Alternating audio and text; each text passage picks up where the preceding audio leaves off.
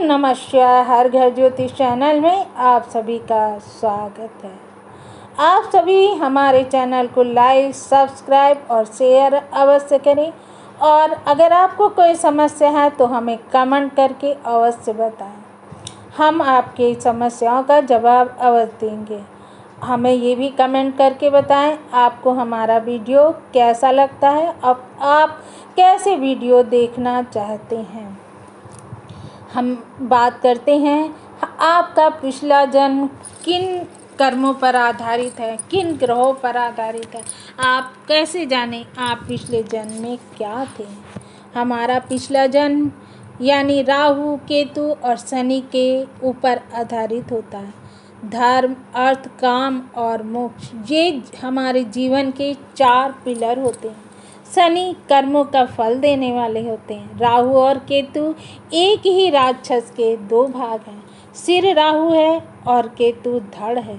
वासुदेव देवनाग ने रस्सी से जब समुद्र मंथन हुआ था तो उन्होंने रस्सी का कार्य किया था। पर्वत के चारों तरफ लिपट गए थे और समुद्र मंथन हुआ था। जब समुद्र मंथन हुआ उससे जो अमृत निकला उसको राक्षस ने देवताओं की लाइन में बैठ कर के ग्रहण कर लिया था।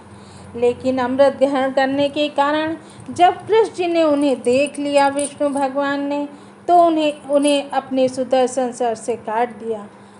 जब वो अमृत पी चुके थे इस कारण उनकी मृत्यु नहीं हुई और उनके दोनों भाग धड़ और सिर अलग अलग हो गए। सूर्य और चंद्रमा ने इनकी चुगली की थी, इसलिए यह सूर्य और चंद्रमा पर अपना ग्रहण लगाते हैं।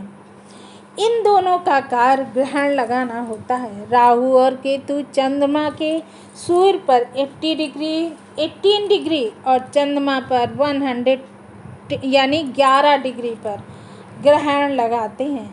राहु और केतु चंद्रमा के नॉर्थ और साउथ 2 नोड्स होते हैं। जब ये घूमते हैं तो एक वक्त ऐसा आता है जब सूर्य, पृथ्वी और चंद्रमा एक ही लाइन में होते हैं, राहु या केतु बीच में आ जाते हैं तो ग्रहण योग लगते हैं। राहु और केतु खराब नहीं होते हैं ग्रह, ये नॉलेज और बहुत ज़्यादा पैसा भी देते हैं। ये आपके मन को इफेक्ट करते हैं। ये एक दूसरे के अपोजिट बैठते हैं यानी 180 डिग्री पर हमेशा रहते हैं। राहु सिर है, उसके पास शरीर नहीं है, सोचता बहुत है, उसके डिज़ायर हैं। केतु एक शरीर होता है। केतु जहाँ पर बैठता है वो हमारे पूर्व जन्म के अधूरे कर्म होते हैं। इस जन्म में हम उसी कर्म को पूरा करने के लिए आए होते हैं। वो परमात्मा के नज़दीक ले जाता है, हमें मोक्ष भी प्रदान करता है। जब हम अपना कर्म पूरा कर लेते हैं तो केतु हमें मोक्ष भी प्रदान कर देता है। राहु जिस घर में जाता है और उस घर की डिजायर को बहुत ज़्यादा बढ़ा देता है। राहु लग्न में होता है तो व्यक्ति अपने ही बारे में सोचता है और पिछले जन्म में भी वो अपने ही बारे में सोच रहा होता है।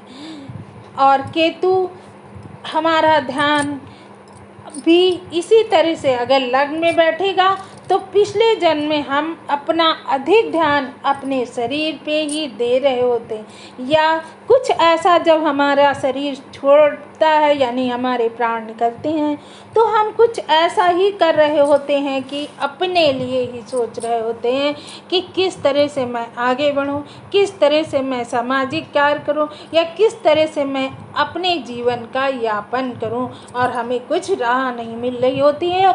उस जो सोच होती है उस डिजायर को हम पूरा करने के लिए इस जन्म में आते हैं और इस जन्म में भी हम अपने ऊपर ही कार्य करते हैं। अगर हमारा कार्य वो पूरा हो जाता है तो हमें मोक्ष मिलता है। अगर वो कार्य हमारा पूरा नहीं होता है तो हम लगातार जन्म लेते रहते हैं और अपने कार्य को पूरा करने के लिए अपनी आत्मा को प्रेरित करते रहते हैं। अगर केतु 7th हाउस में है तो आप जो हैं पार्टनर के ऊपर शक करते हैं, जो आप पिछले जन्म में भी कर रहे थे। आप कहीं ना कहीं अपने जो बिजनेस पार्टनर है उसके ऊपर भी भरोसा नहीं करते हैं। बिजनेस पार्टनर के लिए आशंकित होते हैं, खुद के ऊपर बहुत ख्याल रखते हैं, दूसरे के ऊपर भरोसा नहीं कर सकते। ऐसा व्यक्ति अपने ऊपर ध्यान देता है, दूसरों में वो बवाल पैदा कर देता है। चंद्रमा हमारे मन को इन्फ्लुएंस करते हैं। केतु जिस घर में बैठा है वहाँ से दूरी बढ़ा देता है। राहु मीडिया है और इलेक्ट्रॉनिक चीज़ों को दर्शाता है।